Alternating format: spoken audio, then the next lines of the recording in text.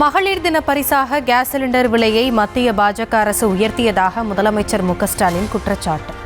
கோடிக்கணக்கான குடும்பங்களின் மீது நிதிச்சுமை ஏற்றியது எதற்காக எனவும் பிரதமர் மோடிக்கு கேள்வி. நாளைக்கு மகளிர் தினத்தை அடிப்படையாக வச்சு இன்னைக்கு சிலிண்டர் விலைய 60 ரூபாய் உயர்த்தி மகளிருக்கு பரிசு கொடுத்திருக்கிறாங்க. வார்த்தைக்கு வார்த்தை நாரி சக்தின்னு சொன்னவங்களுக்கு இன்னைக்கு அந்த பெண் சக்தி கண்ணுக்கு தெரியலையா? தமிழ்நாட்டில் திமுகவின் பிரச்சார பீரங்கியாக இருந்த ஆளுநர் மாற்றப்பட்டதாக முதலமைச்சர் மு க ஸ்டாலின் விமர்சனம். தமக்கு மீண்டும் பதவி பிரமாணம் செய்து வைக்க வேண்டும் என்ற விரக்தியில் RN ரவி மேற்கு வங்கத்திற்கு கிளம்பிவிட்டதாகவும் பேச்சு. நம்முடைய பிரச்சார பீரங்கியாக இருந்த ஆளுநர் திரு ரவி அவர்களை திடீர்னு மாத்திட்டாங்க. ஸ்டாலினுக்கு மறுபடியும் பதவி பிரமாணம் செஞ்சு வைக்கணும் விரக்தியில அவர் கிளம்பிட்டார்.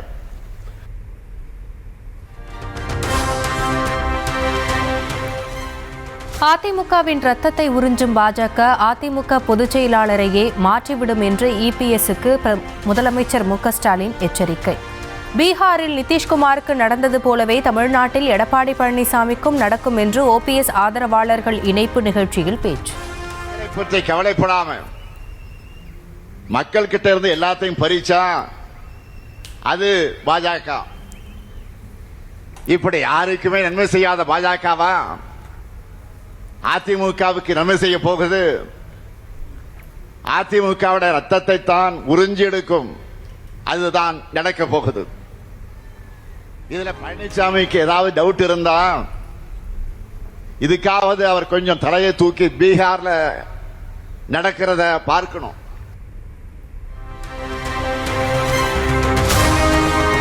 விசுவாசத்தின் அடையாளம் OPS என்றால் துரோகத்தின் அடையாளம் EPS என்று முதலமைச்சர் மு க ஸ்டாலின் கடும் தாக்கு. தம்மை காப்பாற்றுவதற்காக எது வேண்டுமானாலும் செய்பவர்தான் பழனிசாமி என்றும் முதலமைச்சர் பதவியையே திருப்பிக் கொடுத்தவர்தான் OPS எனவும் பேச்சு. விசுவாசத்திற்கு ஒரு OPS துரோகத்திற்கு அடையாளமாக இருக்கிறவர் தான் பழனிசாமி அவர்கள். பழனிசாமி அவர்களை பொறுத்த வரைக்கும் தன்னை காப்பாற்றிக் கொள்ள எது வேண்டுமானாலும் செய்வார். அம்மையார் ஜெயலலிதா அவர்கள் தான் அமர்ந்த முதலமைச்சர் இருக்கையில் நம்முடைய OPS அவர்களை 2 முறை அமர வச்சார். தன்கிட்ட ஒப்படைச்ச அந்த அரசாட்சிய எந்த துரோகமும் இல்லாம திருப்பி ஒப்படைச்ச நேர்மைக்கு சொந்தக்காரர்கள் தான் OPS.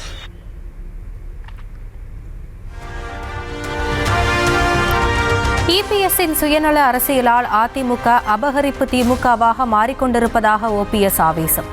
இனியும் அதிமுகவில் தொடர்வது தன்மானத்திற்கு கேடு என்பதால் திமுகவில் இணைந்ததாகவும் விளக்கம். திமுகத்தான் மாறியிருக்கிறது, மாற்றப்பட்டு கொண்டிருக்கிறது.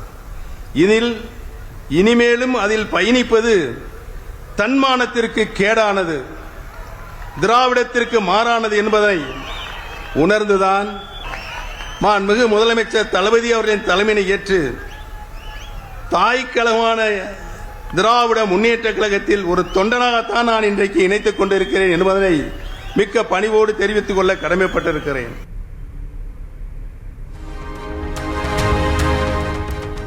தமிழ்நாட்டில் கஞ்சா மற்றும் போதை ஆசாமிகளால் சர்வசாதாரணமாக கொலை சம்பவங்கள் அரங்கேறுவதாக எடப்பாடி பழனிசாமி குற்றச்சாட்டு. சிவகங்கையில் நேற்றைக்கு முன்தினம் அதே மாதிரி ரோட்ல போறவங்களாம் வெட்டி சாய்க்கிறாங்க. இப்படி சர்வசாதாரண கொலை நடக்குது. இதுக்கு என்ன காரணம்? எல்லாம் கஞ்சா போதை ஆசாமிகள்.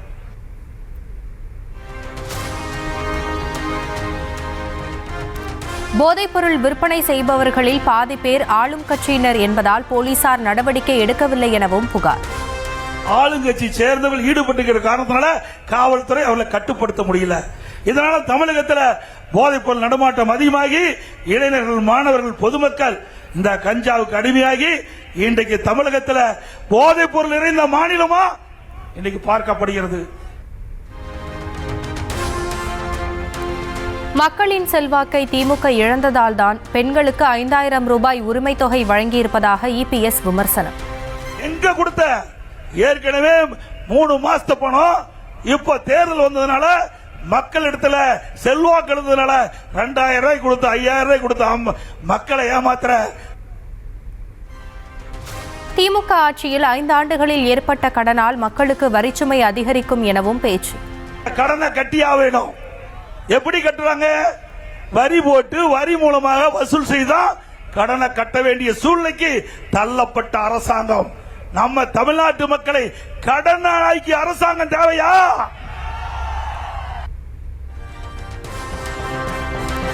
அதிமுக பொதுச் செயலாளர் எடப்பாடி பழனிசாமியின் மக்களை காப்போம் தமிழகத்தை மீட்போம் தேர்தல் பயணம் ஈரோடு மற்றும் பவானி தொகுதிகளில் இன்று மாலை பரப்புரை செய்கிறார். எந்த கட்சியையும் கபலீகரம் செய்ய வேண்டிய அவசியம் பாஜகவிற்கு இல்லை என்று நைனா நாகேந்திரன் விளக்கம். நிதிஷ்குமாரை பாஜக கபலீகரம் செய்துவிட்டதாக திருமாவளவன் கூறியதற்கு பதிலடி. பாரதிய ஜனதா கட்சி என்றைக்குமே எந்த கட்சியும் கபலீகரம் செய்ய வேண்டிய வேலை எங்களுக்கு கிடையாது. அது எங்களுக்கு தெரியவும் செய்யாது. பீகார் மாநிலத்தை பொறுத்த மட்டிலும் ஆட்சியில் நாங்கள் எண்ணிக்கையில் குறைவாக இருந்தால் கூட நிதிஷ்குமார் அவர்கள் இவ்வளவு காலம் முதலமைச்சராக வைத்திருந்தோம். இன்றைக்கு காலகட்டங்கள் மாறும்போது அவருடைய மகன் இன்றைக்கு துணை முதலமைச்சராக வந்திருக்கிறார். ஆக அது எந்த விதமான கபலீகரமும் இல்லை. இவர் அதை பற்றி கவலைப்பட வேண்டிய அவசியமும் இல்லை என்பதை தெரிவித்துள்ளார். திமுக இந்திய கம்யூனிஸ்ட் இடையே 3வது சுற்று பேச்சுவார்த்தைக்கு பிறகும் முடிவுக்கு வராத தொகுதி பங்கீடு. இன்று அல்லது நாளைக்குள் தொகுதி பங்கீட்டில் கையெழுத்திட இருப்பதாக மாநில செயலாளர் வீரபாண்டியன் தகவல். சூழல் உருவாகிவிட்டது. நாளை அல்லது நாளை மறுதினம் எங்கள் கட்சியின் அதிகாரபூர்வமான நிர்வாகக்குழு கூடி முடிவு செய்து நாங்கள் கையெழுத்திடுவோம் என்பதை இந்த நேரத்திலே தெரிவித்துக் கொள்வோம். தமது வாழ்க்கையின் தனிப்பட்ட பிரச்சனைகளை தாம் பார்த்துக் கொள்வதாக விஜய் பேச்சு. நாம் இணைந்த மக்களின் பிரச்சனைகளை மட்டுமே பார்ப்போம் என்று தவேக தொண்டர்களுக்கு அறிவுரை. அப்புறம் ரீசெண்டாக இருக்கிற நிறைய பிரச்சனைகளில் சில பிரச்சனைகள்லாம் ஓடிட்டு இருக்கு இல்லையா, அதெல்லாம் நீங்கள் அதுக்கு போராடி ஹர்ட் ஆகிறதெல்லாம் நான் பார்க்குறேன். அதை பார்த்து எனக்கு ஹர்ட் ஆகுது. அதெல்லாம் நான் பார்த்துக்கிறேன். நாமளும் நீங்களும் சேர்ந்து மக்களுடைய பிரச்சனைகளை மட்டும் பார்ப்போம். சரிங்களா? அவ்வளோலாம் ஹர்ட் ஆகுதுங்க. அதெல்லாம் வருத்தலாம் கிடையாது.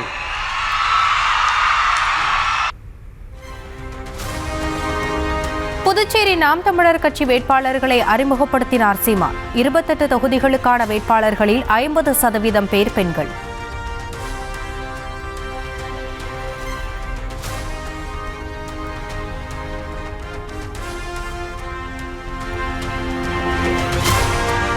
ஒருத்தர் அரசியலுக்கு எதுக்கு வந்திருக்கிறார் என்று தெரியவில்லை என விஜயை கடுமையாக விமர்சித்த சீமான், மக்கள் பிரச்சனைகளை தாம் தாளில் இருந்து பேசுவதில்லை என்று பிரச்சார கூட்டத்தில் பேச்சு.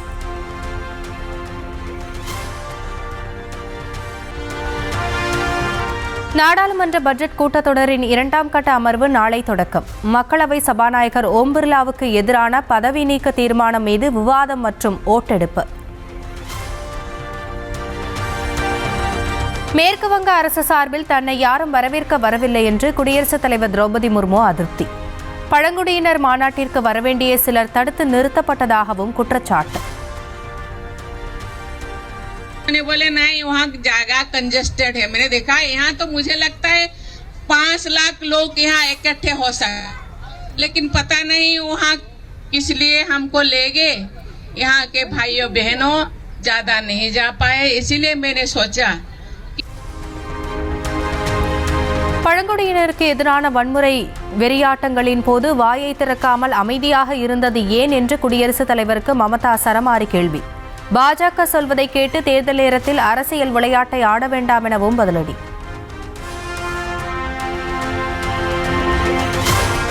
அரசியலுக்கு அப்பாற்பட்டது குடியரசுத் தலைவர் பதவி என்று மமதாவுக்கு பிரதமர் மோடி பதில். மேற்கு வங்கத்தில் குடியரசுத் தலைவர் அவமதிக்கப்பட்டது வெட்கக்கேடானது எனவும் ஆவேசம். இந்தியாவின் வளர்ச்சியை இந்தியாவை தீர்மானிக்கும் என்று வெளியுறவு அமைச்சர் ஜெய்சங்கர் திட்டவட்டம். நம் நாட்டின் வளர்ச்சியால் பிற நாடுகளும் பலனடையும் என்று ரெய்சினா மாநாட்டில் பேச்சு. வளைகுடா நாடுகளில் அமெரிக்க ராணுவ தளங்களை குறிவைத்து தாக்கும் ஈரான். ஜோர்டான் விமானப்படை தளத்தில் இருந்த அமெரிக்காவின் ரேடார் தாக்கி அழிப்பு. ஈரான் தலைநகர் தெஹ்ரானில் உள்ள விமான நிலையத்தை குறிவைத்து இஸ்ரேல் தாக்குதல். ஷஹ்ரான் எண்ணெய் சுத்திகரிப்பு ஆலையையும் தாக்கியதால் பரபரப்பு.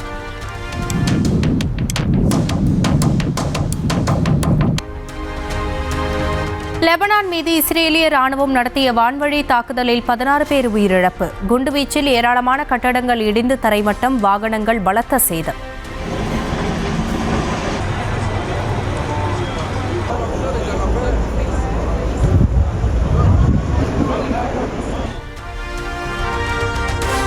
மூன்றே நாட்களில் ஈரானின் 42 கடற்படை கப்பல்களை வீழ்த்தியதாக ட்ரம்ப் தகவல். ஈரானின் விமானப்படையை முறியடித்து தகவல் தொடர்பை துண்டித்து விட்டதாகவும் பேச்சு. It's been amazing. We've knocked out 42 Navy ships, some of them very large, in 3 days. That was the end of the Navy. We knocked out their Air Force. We knocked out their communications, and all telecommunications is gone. ஈரானுடனான போரில் குவைத்தில் கொல்லப்பட்ட 6 வீரர்களின் உடல்கள் America கொண்டு செல்லப்பட்டன. அதிபர் Trump உள்ளிட்டோர் நேரில் மரியாதை.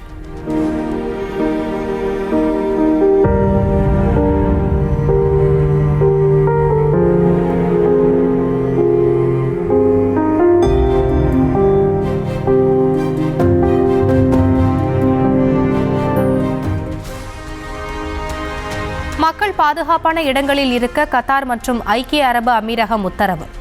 அதிகாரப்பூர்வ இணையதளத்தில் உள்ள அப்டேட்டுகளை பின்பற்ற வேண்டும் எனவும் அறிவுறுத்தல்.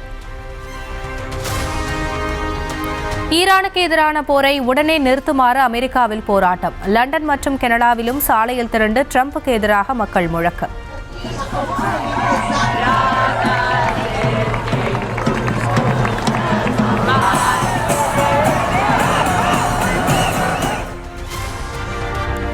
நார்வே தலைநகர் ஓஸ்லோவில் உள்ள அமெரிக்க தூதரகம் அருகே குண்டுவெடிப்பு.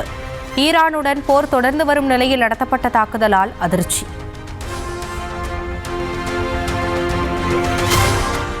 நேபாள தேர்தலில் வெற்றி பெற்ற ராப் பாடகர் பாலேந்திர ஷா ஆதரவாளர்களுடன் கொண்டாட்டம்.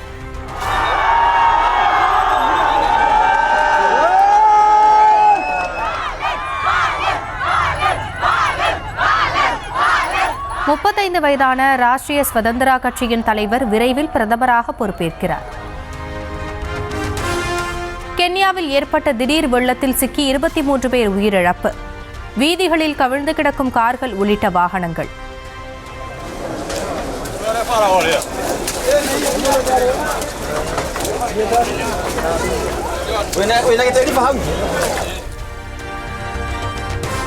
T20 உலகக்கோப்பை கிரிக்கெட் இறுதிப் போட்டியில் இந்தியா நியூசிலாந்து அணிகள் இன்று மோதல்.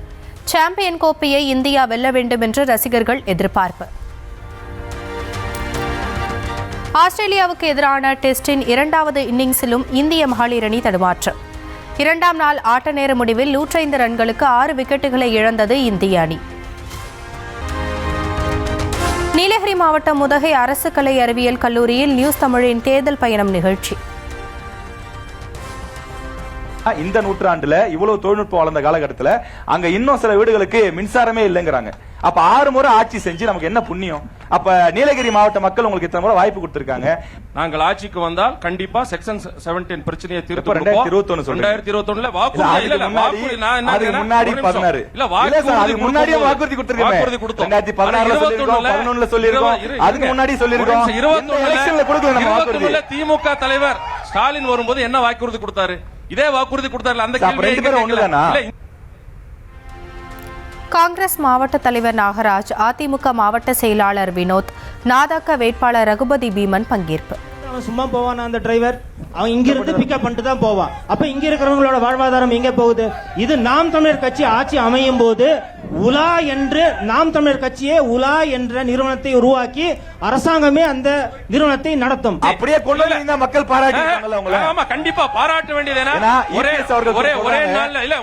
ஒரே நாள்ல முடிகின்ற வேலை கிடையாது. இல்ல முக்கியமானதுல எவ்வளவு மக்கள் முக்கியமானது நானும் அதே சமுதாயத்தை சேர்ந்தவன் தான். நானும் அதே 4 லட்சம் ரூபாயா இருந்த இறப்பு, ஏதாவது மனித விலங்கு மோதல் ஏற்பட்டு யாராவது இறந்து போயிட்டாங்கன்னா அவர்களுக்கு 4 லட்சம் ரூபாய் இருந்ததை இதே திராவிட மாடல் அரசு தான் 5 லட்சம் ரூபாயை உயர்த்தியது. அதற்கு பிறகு இந்த 5 ஆண்டுகளை எவ்வளவு பேர் கொடுத்திருக்கீங்கன்னு கேக்குற புள்ளி ஒரு எத்தனை பேர் இறந்திருக்காங்களோ அவங்களுக்கு தான் கொடுத்திருக்கோம். மிக அளவில் உயிரிழப்பு மிக குறுகிய அளவில் நடந்தது. அங்க ஒண்ணு ஒரு 4-5 நடந்திருக்கு. அவர்களுக்கு எல்லாம் 10 லட்சம்